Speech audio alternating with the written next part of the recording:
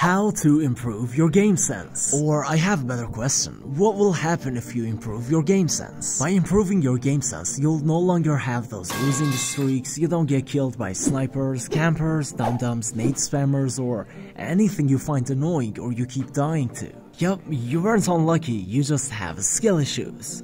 Or you just lacked game sense. And today, I'll be explaining everything you need to know to improve your game sense. So make sure to watch the video till the end, cause you might find out what your problem is. Alright, so before the tips, let's say what does even game sense refer to? Game sense refers to a player's understanding of the game, their surroundings, and their opponents, enabling them to make strategic decisions while gaming. Now this is a common problem among all AB players. They don't know when to push, how to push, what to do, and what not to do, which leads to constant losing streaks, and then they all blame luck.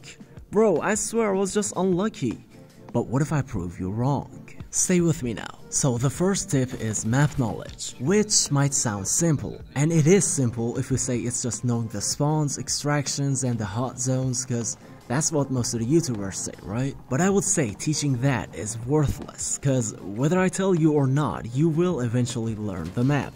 Like, there's no way if you play a map for long enough and you don't learn the spawns, extractions, and the hot zones. So what's the point of me telling you have to have map knowledge? It's like me telling you have to shoot your enemies when you see them.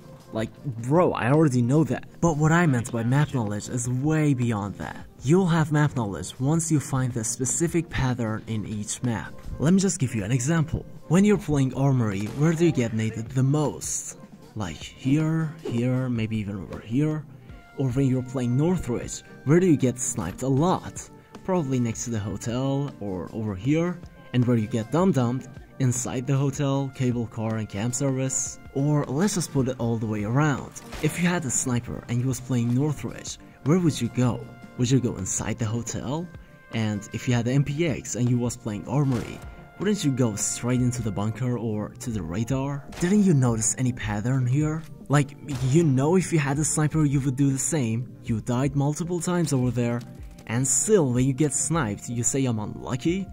No, you're just stupid. So for fixing this problem, you would have to find the pattern in any map you play in. So don't just play, gather information. Each time you die, take notes. I died here by a sniper, let's not try that again. As I only play Armory and Northridge, I can just give you the pattern for these two maps. Here's the pattern for Northridge. You can take screenshots if you think you can forget it. And here's the pattern for Armory. And I'll leave it to you to create your own pattern in your favorite map. And that's what I meant by map knowledge. Now the second important tip is timing. We have two different types of timings, combat-wise and non-combat-wise. The combat-wise is simply knowing when to play passive or aggressive, that I will talk about later in this video, cause we haven't reached fighting game sense yet. And still we're talking about map stuff and, you know, general game sense. But the non-combat wise timing is a little secret that I kept this far. And so you see, a lot of my friends are like, bro, why don't you ever die? Like, why your extraction rate is always going higher and you always find the enemies before us? Well, it's because of the timings that I do in my head, that I will teach you shortly. And yeah, those timings makes me the one who finds enemies first 90% of the times. Now, how to do all of these timings? Well, what if I told you I've memorized all the times needed for reaching the hotel from every single spawn in Northridge? Oh, you didn't have that much awareness, did you? Let me give you an example. Let's say you spawned here, which is 30 seconds far from hotel. Now the next 3 closest spawns to hotel are here, here, and here, which each of them need this much time to get to hotel. Now if you were inside hotel and after 3 minutes you didn't hear any gunshots, it either means that these squads went for the other spawns or their closest point of interest, or they didn't get spawned at all. So by knowing that, now you'll know that there might be a fight going on over here, here, or here. See how easy it is? Now you don't have to go check all of these spots because in a map like Northridge, the distance is wild. But I bet you can hear gunshots, can't ya? So from now on, if you hear a gunshot, you know the exact location. And now, speaking of gunshots, here's another tip about the gunshots that I came up with myself, and it might be wrong or not that accurate, but it works for me every time. and I would say it will work for you too. When you hear a gunshot but there's no red noises, it means the shot was fired over 200 meters away. And if you see the red noise, then it means it's under 200 meters. Now about under 200 meters, it depends on so many different things, such as sound blocking helmets, suppressors, headsets, and the gun. So I can't give you a single answer for all of them. Now back to timing. So it's obvious that I can't give you every single scenario from every single spawn. That'll take like 2 hours. But now that you learned how to do all these timings, you can start doing it yourself from the next game. Okay, now listen, all of these tips were about maps, timing, positioning, and none of them was related to actual combat. Now, even though it's important to know all of these stuff, but what's the point if you can't get a kill with them? So, welcome to the second part, combat game sense. So, like I said before, combat game sense is knowing when to push, and how to make smart decisions mid-fight, and just being smart. So, let's start with the question, when should I push? Well, first you gotta know that you don't have to. You don't have to be the first one who puts himself in danger of getting killed. I've said it many times before, it's not any other game. If you die, you die. All your stuff is gone, everything is gone. Then, why did you push? To look cool? You was bored?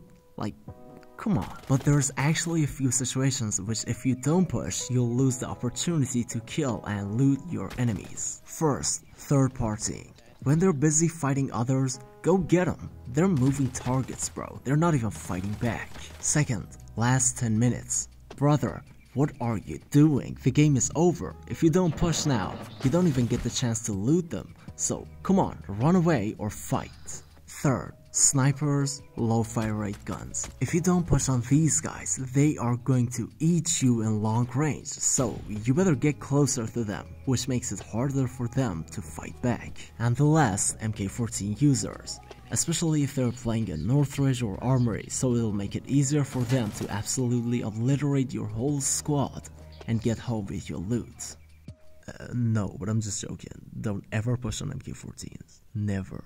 Ever. So yeah, by answering that question, I guess the answer to the other question, which was when not to push, is clear. Any situation other than this 3, you don't have to push. Just sit in your room or whatever, let them call you a camper, people gonna say what they say. You know, they kept telling me go touch grass and I'm here making it and they're just commenting and you know what I'm saying? So yeah, don't care about people.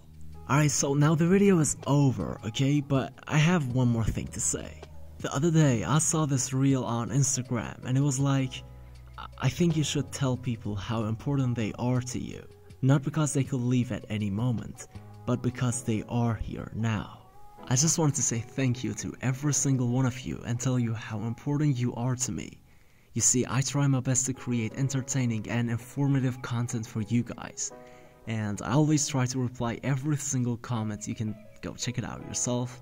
You'll see how I answer hundreds of comments to show you how important you are to me. So yeah, that's all. I just wanted to say thank you for being here and making me the 762.